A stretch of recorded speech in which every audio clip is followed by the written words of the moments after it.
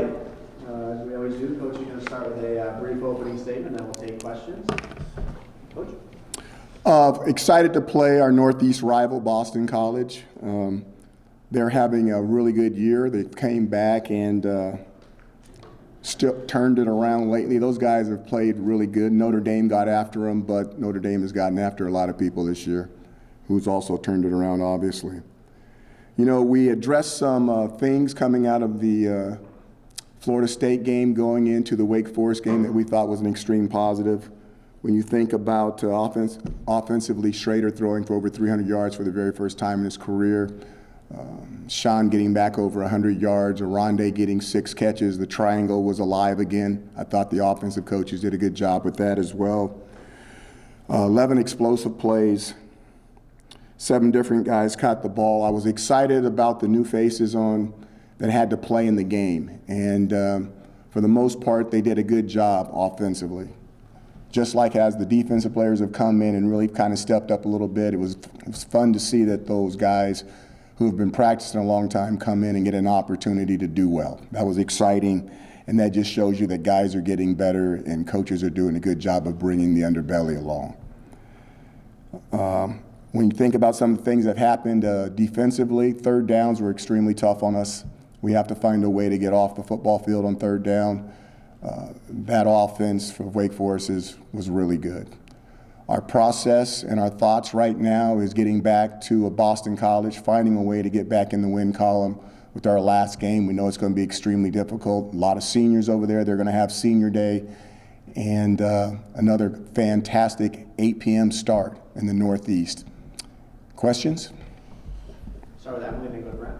Coach, I have just 2 questions about the previous game. We'll ask them one at a time. I will, yeah, I'm going to bring them down. The first being that timeout you called before a punt in the third quarter. Just curious what happened there. Was it just you needed a second to gather everyone, or like what happened with calling a timeout? There was a bad look that was on that play that was going to give us difficulties, and we called a timeout. And then there was a kind of contested Wake Forest. Stop for a second, because then when they came out at next time, they changed the look. Okay? Okay. There's some things that go on that you guys don't see, but go ahead. What's the next question? Second question, there was a contested touchdown of Wake Forest. I believe it was Isaiah Johnson in coverage, back in the right corner. Curious what you thought seeing that on film.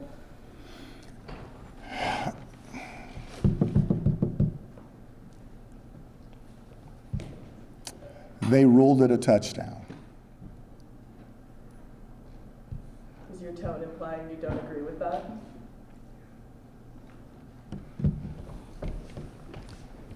Next question. Brent?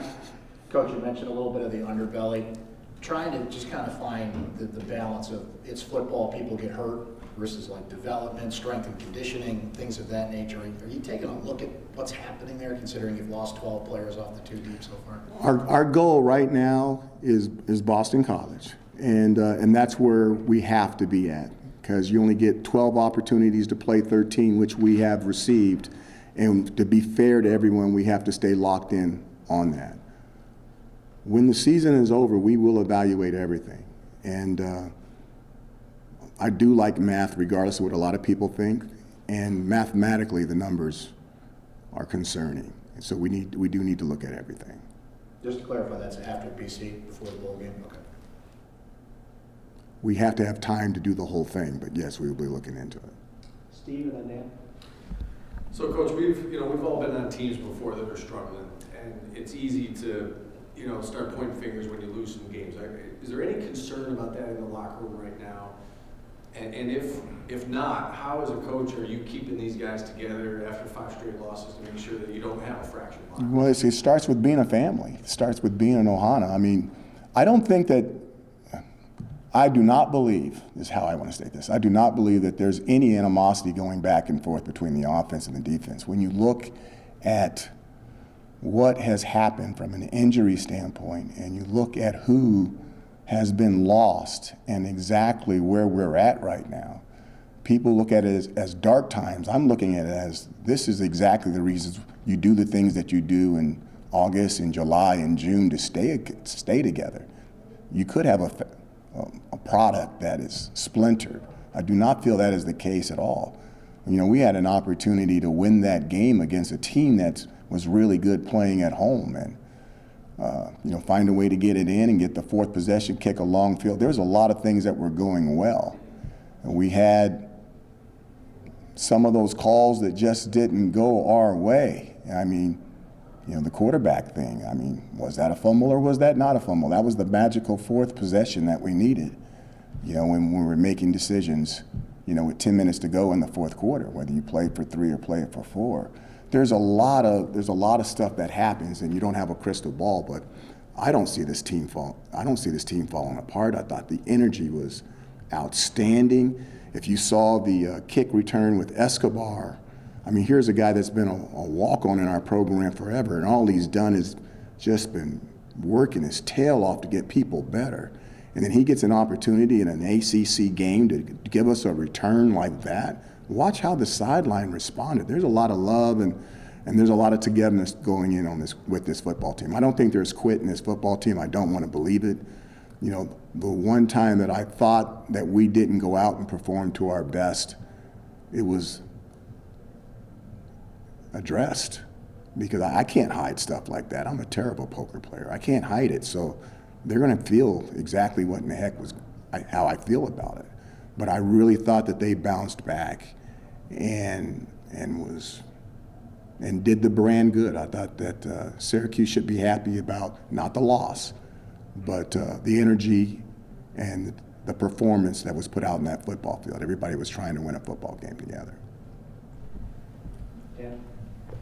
We talked about the third quarter coming out and scoring there and the struggle in this 4-game losing streak last week when we talked about it.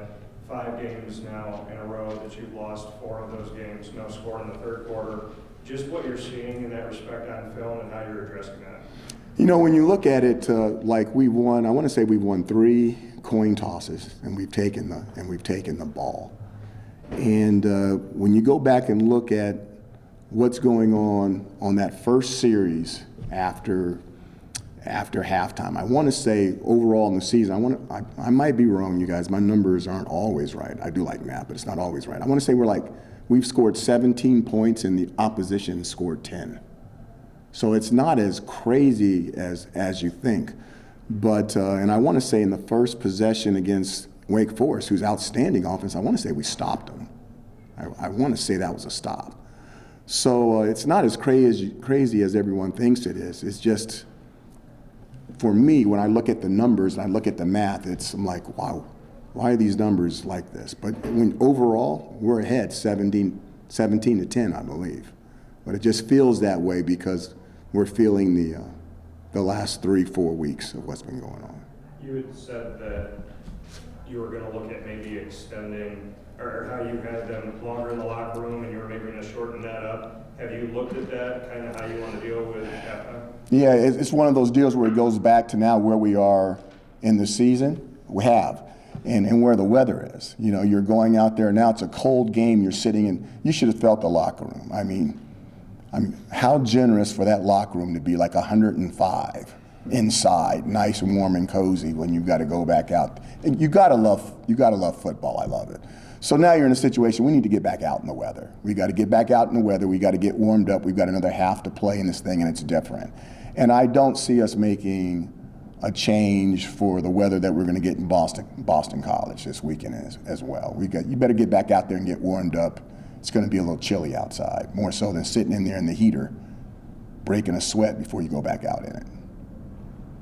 Kate? Hey, Coach, you're talking a lot about numbers. When you think about the fact that you guys haven't won a game in November since 2019, what does that make you think of? It makes me think of, why? And then the first thing you think about is an opponent. The second thing you think about is your health and the health of your opponents. And mathematically, it shouldn't balance out that way. And when you think back to before I got here, I would say that our record has been outstanding in November. But I would say that once again, it comes down to how much depth you have on football teams. And, obviously this year, just like every other year, people don't want to hear it. Everybody's banged up. Find a way to win. Okay, so I'm not going to bring it up. We got to find a way to win. But if you're asking me, the question, and those are the answers. How do you find a way to win? Stay together. How do you stay together? Be a family. Brent? Coach, in talking about math versus feel, can you take me through when it got to 45-27, and there's a decision there about going for two possession game or not? Just how did it feel in that moment? Like, On our thing, it's a pick 'em. It's a pick 'em whether you want to go to 3 possessions or 4 possessions. Okay, that's what the thing says, coach's choice. Now you're asking me a math question because you really want to know the answer to this, don't you? You ready? Okay, let's go. Let's see how deep we can go into it. Okay, what's the percentage of making a 2-point play?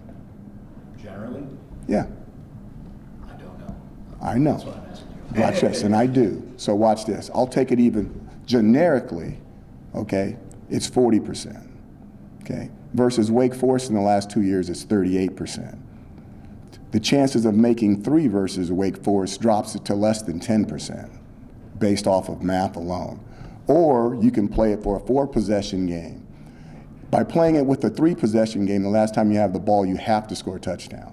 Playing it with a 4-possession game, the last time you touch the ball, you may kick a field goal with a field goal kicker that has the range of 50 yards, which means you can attempt it 8, 42, 32, 35, 45, somewhere around the 32-yard line, you can attempt the ball and you can have an opportunity to tie the game. Those are all the things that are going through our heads when there's 10 minutes left to go, whether you're deciding to make it a 3-possession game or a 4th-possession game. Now, the reciprocal is, hey, coach, what's the chances of you getting the ball 4 times? Well, if you look at it, if we get the call with the quarterback, okay, we get the ball 4 possessions. If we make the field goal, even with 17 seconds left, you get it with 4 possessions. And I'm not going to get excited about what time we'd have had left to win the game with an onside kick and a Hail Mary, but it still gives you an opportunity. Comes down to whether you're going to play for 3 possessions or 4 possessions and whether you feel like you can get the 4th possession. To play for 3 possessions, we were taking a mathematical chance of saying that we were going to be less than 10% was enough for us to win the game. And mathematically, that wasn't enough for me. So we played it for 4 possessions. Thank you, Dan. You know, when You came do, in- whoa. Do you play chess? I don't. I would have loved to play chess with you. Chess is about those numbers as well. Go ahead. You know, when you came in, you went to the basketball court and you asked people to have faith, belief without evidence. 7 years in, where is Syracuse football in your opinion? I think we're not exactly where I would want to be, but somewhere in the middle, okay? I think that this, and to me, this is the gospel truth. What happened to this state with COVID was different than any other state. I mean, I lost coaches because their kids couldn't play high school football here because we stopped high school football. And it's not pro or negative. It's just the way we handled that virus compared to everyone else was totally different. And I think it put a pause on everything. We didn't even have at the time, we didn't even have enough offensive linemen to complete the season.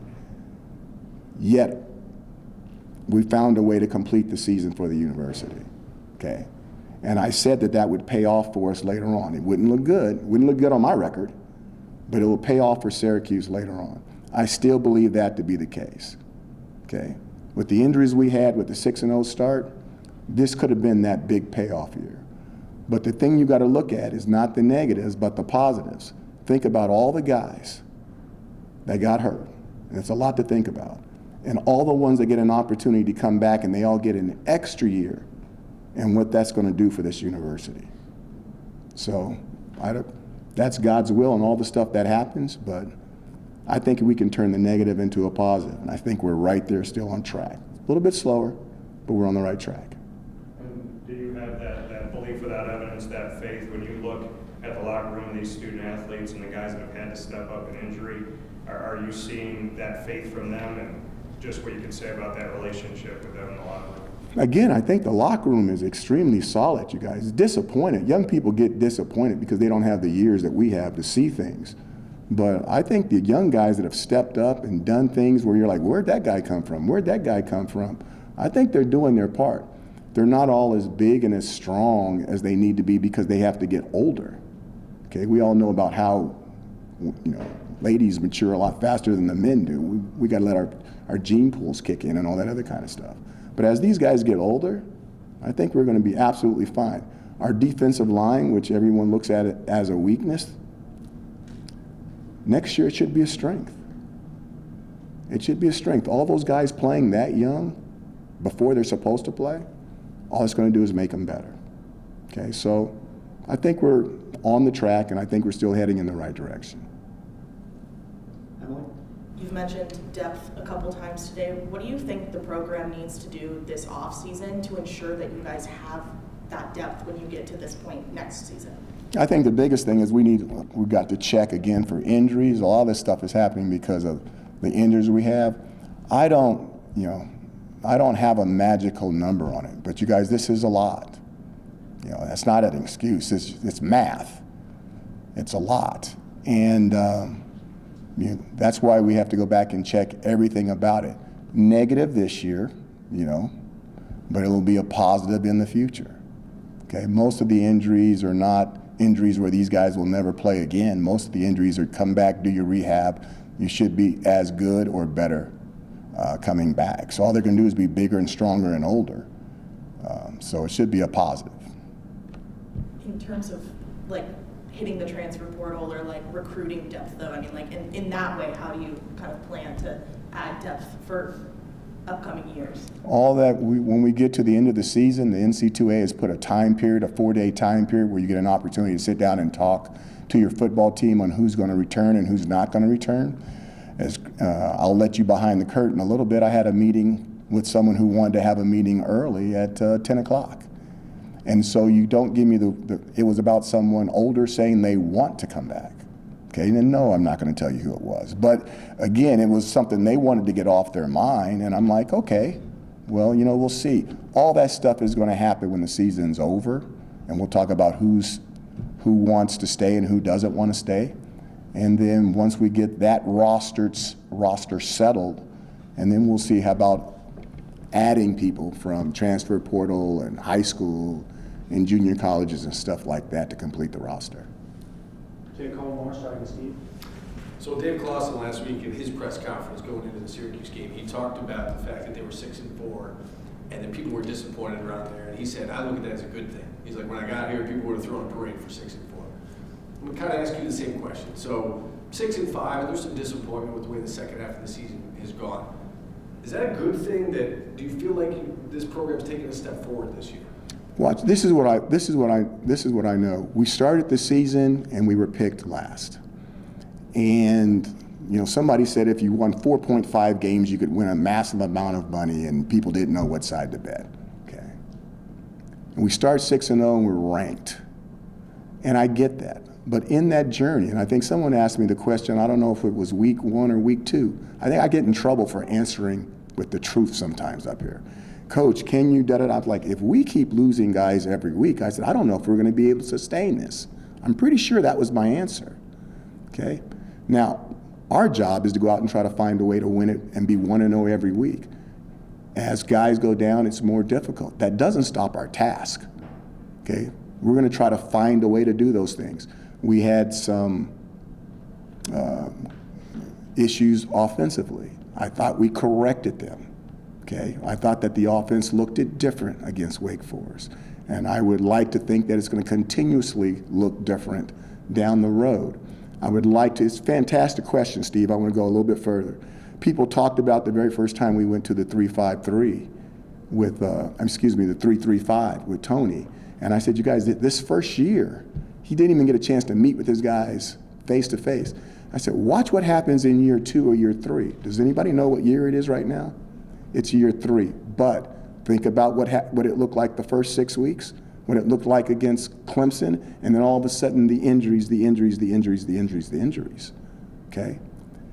Give the offense and Robert and I the same courtesy. Okay?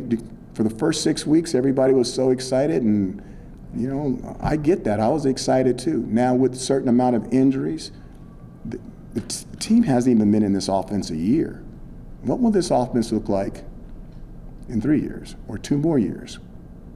That's what we're trying to get to. We're trying to get to that where we are consistently going to bowl games. We're consistently good and not just, we're not going to settle. We're not going to be average. Where when our time comes in that cycle, and we're having an opportunity to play for championships. Okay, we've done it once. Now with injuries, we actually, if we'd had an opportunity to win the game, we'd have been there twice, regardless of what had happened after that. So that's twice in 7 years at Syracuse University. We had an opportunity to play for first place in the ACC Atlantic Conference.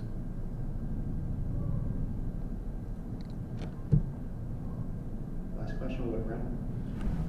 Coach, have you and John Wildhack had a conversation about the future? And do you feel like you've earned a contract extension beyond this year? I'm not, that's not, none of my, that's way above me, and no. I'm not going to talk about any of that stuff. I'm going to talk about Boston College. All right, thanks, Coach. Thank you. Come around to player requests.